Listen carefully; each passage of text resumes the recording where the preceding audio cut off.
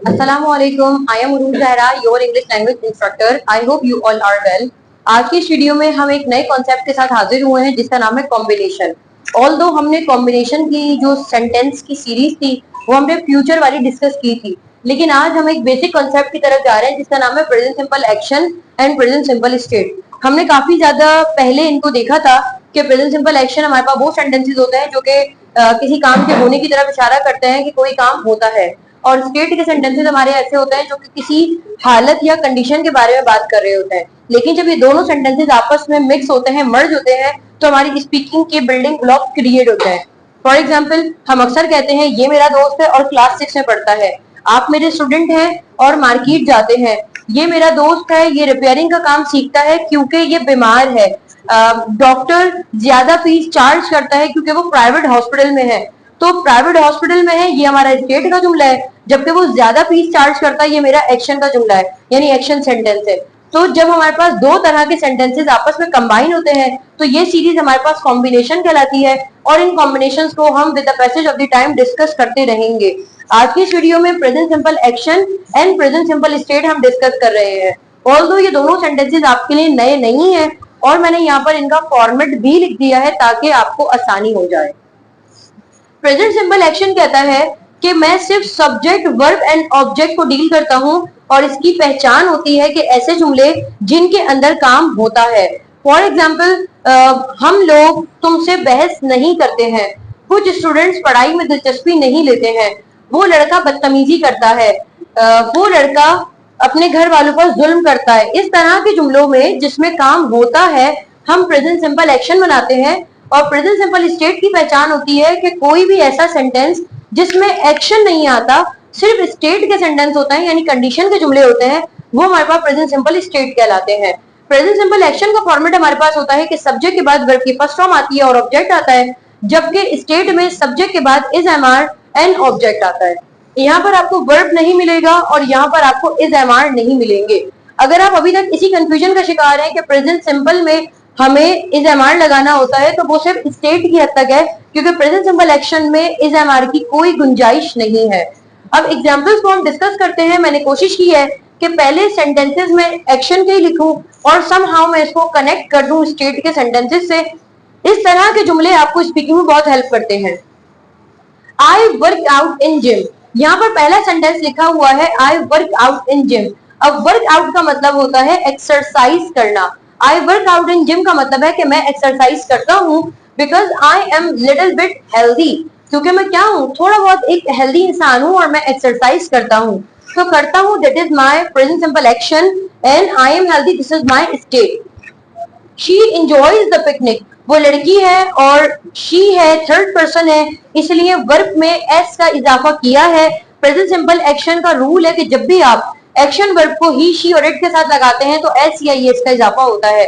She enjoys the picnic, however she is not, अब यहाँ पर हम देख सकते हैं she is not introvert. Introvert ऐसे इंसान को कहते हैं कि जो गुमसुम रहता हो, जिसको लोगों से बात करना पसंद ना हो, इसको हम इंट्रोवर्ट कहते हैं। तो यहाँ पर दोनों सेंटेंसेस एक ही नौयत के हैं कि शी एंजॉयज द पिकनिक, वो लड़की पिकनिक एंजॉय करती है क्योंकि वो गुमसुम इंसान नहीं है, शी इज नॉट इंट्रोवर्ट। इसके साथ हम अभी जरा थर्ड सेंटेंस को डिस्कस करते हैं। दे डू नॉट प्रोवोक, प्रोवोक का मतलब होता है किसी को उकसाना, किसी को एक काम पर मजबूर करना कि तुम ये करो, यानी किसी को भड़काना, किसी का जहन साजी करना। They do not provoke but they are like that, कि वो लोग किसी को भड़काते नहीं है, उकसाते नहीं है, लेकिन उनकी तबीयत, लेकिन उनका मिजाज कुछ इस तरीके का है।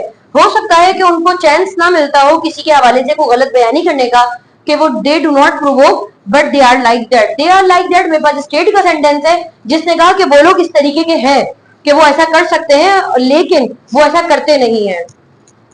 वी कुक वेरियस डिशेस, यहाँ पर लफ्ज मैनी को हमने वेरियस से रिप्लेस किया है। वी कुक वेरियस डिशेस, हम मुख्तलिफ तरह के खाने पकाते हैं एट होम, क्योंकि घर से पहले हम एट होम लगाते हैं। Because we all are chef, हम लोग कौन है, हम सब कौन है, शेफ हैं, हम खाना बनाना जानते हैं, प्रोफेशनल है हम खाना बनाने में, तो हम क्या करते हैं, मुख्तलिफ तरह के खाने पकाते हैं। तो यही हमारा एक इंग्लिश का रूल होता है कि जब आप एक्शन के जुमले को स्टेट से मिलाते हैं तो आपकी स्पीकिंग क्रिएट होती है। He does not need to take rest, उसको आराम करने की जरूरत नहीं है, क्योंकि यहाँ पर ही है इसलिए इज एम आर नहीं है, यहाँ पर डू एंड डज से नेगेटिव बनता है, ही है तो does not say, he does not need to take rest because he is good enough, कि वो लड़का एक मुनासिब है, गुड इनफ का मतलब है कि वो अच्छा खासा है, ही is good enough, he does not need to take rest because he is good enough, उसको आराम करने की जरूरत नहीं है क्योंकि वो अच्छा वाला इंसान है।